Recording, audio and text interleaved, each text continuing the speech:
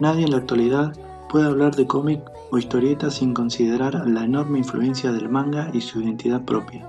Consideremos que en Japón el volumen de producción de manga alcanzó en 1995 cerca de 2.300 millones de ejemplares a nivel mundial, sumados al abanico de propuestas que incluyen a consumidores de todas las edades y géneros posibles. Algo parecido ocurre con la animación japonesa, popularmente conocida como anime. Hoy por hoy, la industria de la animación nipona eclipsa incluso a los mismísimos estudios de Disney en cuanto a infraestructura y producción, mientras que las seiyū, actores de doblaje, especialmente las femeninas, poseen en Japón una legión de fanáticos seguidores aun cuando su rostro no se vea en las obras en las que trabajan. Sumemos esto a los miles de doujinshis, publicaciones realizadas por dibujantes aficionados, y llegamos a la conclusión de que Japón es la tierra de la historieta y del dibujo animado.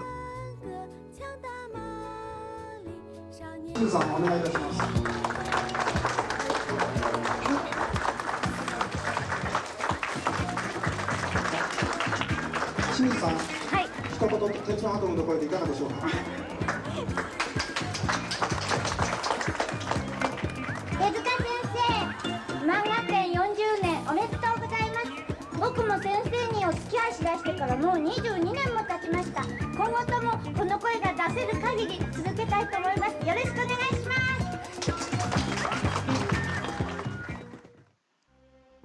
Tal vez el manga y el anime tal como lo conocemos hoy no hubiera sido lo mismo sin el dios del manga o Kamisama no manga como le dicen en su país, quien cambió el bisturí por el lápiz y es considerado uno de los 3 dibujantes más influyentes de la historia del cómic junto a Hergé y a Jack Kirby. Osamu Tezuka Sensei es una pieza clave para entender el manga y el anime moderno tal cual lo vemos y amamos hoy. Un autor que con sus obras ayudó a sentar las bases del cómic japonés y expandió sus fronteras promoviendo masivamente su lectura, tanto que podría ser considerado una suerte de Walt Disney japonés.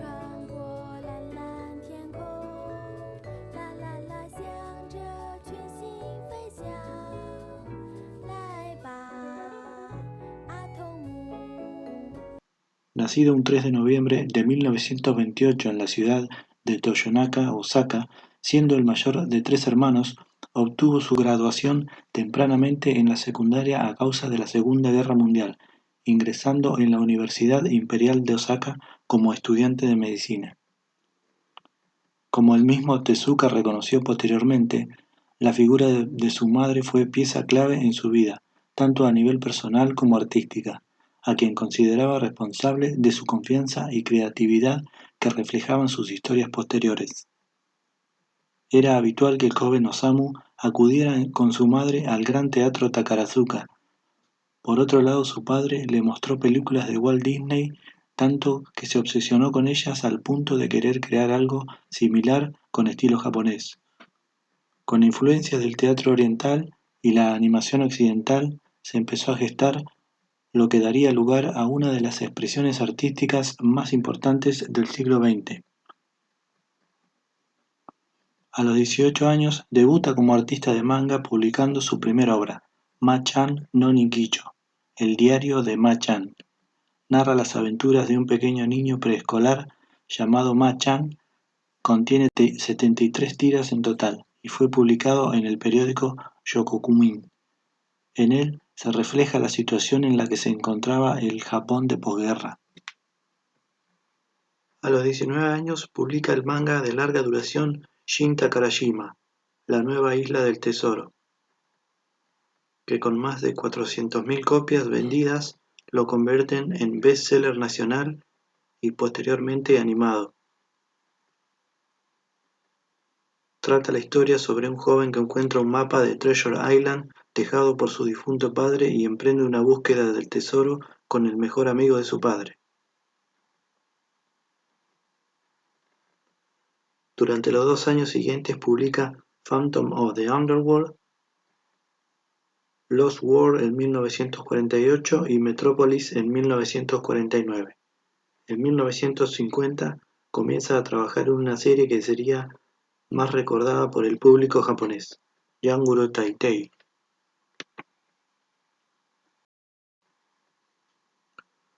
o mejor conocido como Kimba León Blanco, se podría decir que es la segunda serie más conocida de Tezuka, después de Astro Boy. Es una de las primeras serializaciones. La historia de Kimba comienza con la cacería del padre de Kimba, Pancha, a manos de un cazador, y enviando a su pareja embarazada a un zoológico de Inglaterra. El hijo de Pancha pronto nace a bordo del barco que los transportaba y su madre lo convence de escapar de una vida en cautiverio. Originalmente Kimba el León Blanco fue pensado como un one-shot titulado Mitsurin Taitei, literalmente Emperador del Bosque Denso. El editor Kenichi Kato convenció al joven Tezuka para ampliar su idea original de la historia y ofrecerla como un manga regular en el Monthly Manga Shonen, debutando en noviembre de 1950. Yangore Taitei o Emperador de la Jungla fue un éxito instantáneo y se amplió a 10 páginas el mes siguiente. Durante 1951 comienza a publicar la serie Atom Taishi, Embajador Átomo, originalmente serializado en la revista Shonen de Kobunsha de 1951 a 1952, se destaca por presentar a Astro Boy por primera vez. En 1952 empieza la publicación de 3 series: Roku Boken Ki, Las aventuras de Locke, Boku no Son Goku, Mi hijo Goku, y la más conocida, Tetsuwan Atom o Astro Boy, que tiene el mérito de ser el manga de ciencia ficción más famoso de Japón, protagonizado por un muchacho robot con superpoderes y emociones humanas. En su prolongada carrera, Atom se opone de forma permanente a la guerra y a las injusticias. Ese mismo año, Osamu Tezuka Sensei aprueba sus exámenes de medicina y establece un estudio en Shinjuku, Tokio, ahora establecido como el primer artista de la era dorada de las revistas mensuales de manga. En 1953 comienza la serialización de Ribbon no Kishi, La princesa caballero. Narra las aventuras de una joven llamada Zafiro, princesa del reino de Silverado, que debe hacerse pasar por chico para que el trono no caiga en manos del malvado duque Duralmin.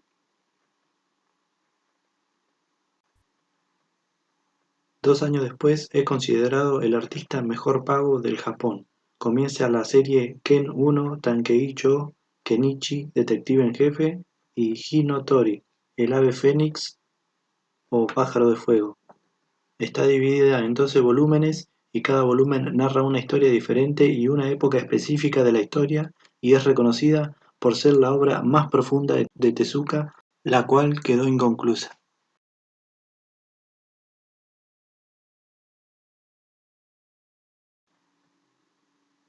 En 1957 realiza su primera obra orientada a la juventud, Sokinto Joseki, Harapos y joyas.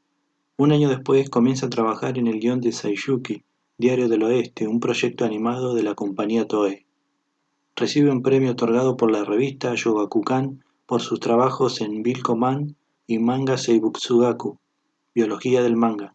Contrae matrimonio en 1959 con Etsuko Okada, segunda hija de Seiji Okada, juez de la Corte Superior de Justicia de Osaka. Ese año comienza con la serie Zero Man.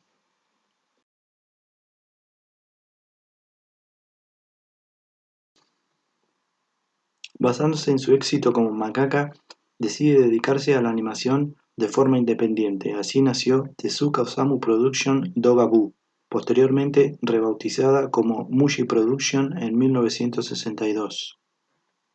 Financiada inicialmente con las ventas de mangas, el 5 de noviembre de 1962 estrena sus primeras producciones, con el objetivo de dejar en claro que la buena animación podía realizarse con pocos medios. El 1 de enero de 1963 se estrena Astro Boy, siendo la primera serie de TV japonesa animada con episodios de 30 minutos. Por ese entonces, Mushi Production contaba con alrededor de 400 empleados, lo que lo convertía en uno de los mejores estudios de animación de Japón y sentaría las bases de la industria del anime definitivamente. A pesar del éxito, la producción es un desastre organizativo y obliga a sus empleados a turnarse, por lo que Mushi Production se ganó el apodo de Castillo Insomne, debido a que las luces del estudio estaban encendidas hasta el amanecer. Además de hacer sus producciones de anime, Mushi era más conocido por su trabajo en el extranjero. Tezuka temía no poder terminar la serie, por lo que retira los derechos de retransmisión a Fuji TV.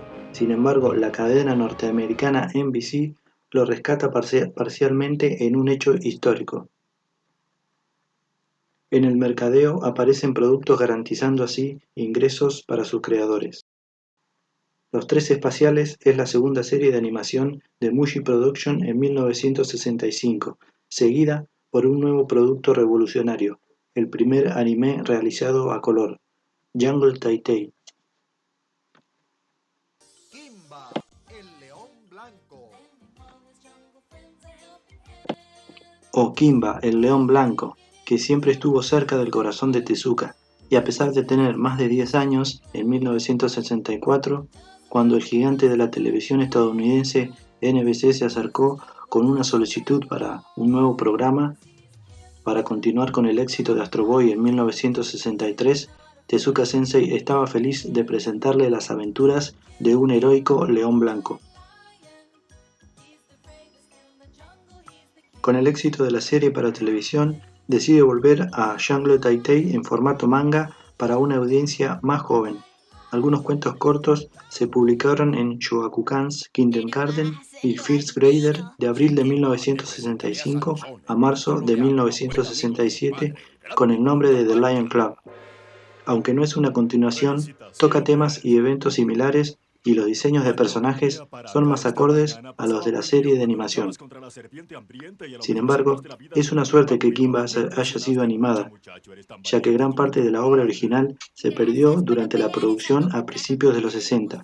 Uno de los miembros del personal del estudio tomó prestada la obra de arte original, sin permiso, quien después muere inesperadamente por intoxicación alcohólica. Preso del pánico, Tezuka corrió al apartamento del hombre, pero ya era tarde, por lo que las autoridades habían desalojado el lugar con las obras de arte incluidas, por lo que se perdieron para siempre. En 1977 Kodansha lanza Osamu Tezuka Complete Manga Works Edition, por lo que se tuvieron que redibujar dichas páginas. Jungle Taitai o Kimba, León Blanco, también es famoso por la controversia con respecto a haberse inspirado al Rey León, hecho que nunca fue reconocido por Disney, quienes declararon no conocer la obra de Tezuka. Las similitudes que encontramos se reflejan principalmente en el diseño de personajes sospechosamente similares.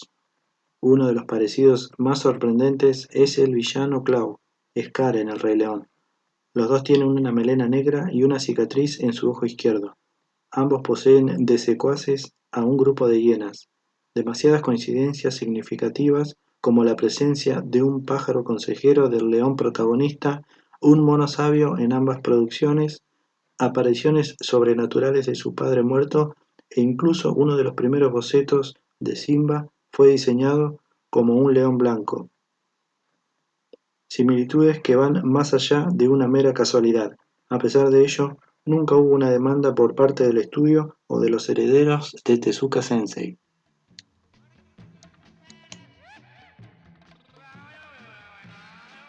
A pesar de los elogios, provoca otro desastre financiero, ya que muy pocos canales transmitían a color. En 1969 recibe una propuesta de Nippon Herald para hacer una película de animación para adultos basada en Las Mil y Una Noches. Sensha Ichiha Monogatari es el primer animerama. Casi todos los estudios de la época se vieron involucrados en la producción y es un éxito de taquilla. Al año siguiente sale Cleopatra, más explícito que el anterior. Aunque la situación financiera de Mushi se mantiene, la película no recauda demasiado. La empresa pide un préstamo a Fuji TV de más de 130 millones de yenes para hacer frente a las deudas y como garantía transfiere los derechos de uso de todas las producciones de Mushi hasta 1978. pero en 1972 Fuji había dejado de comprar series a Mushi.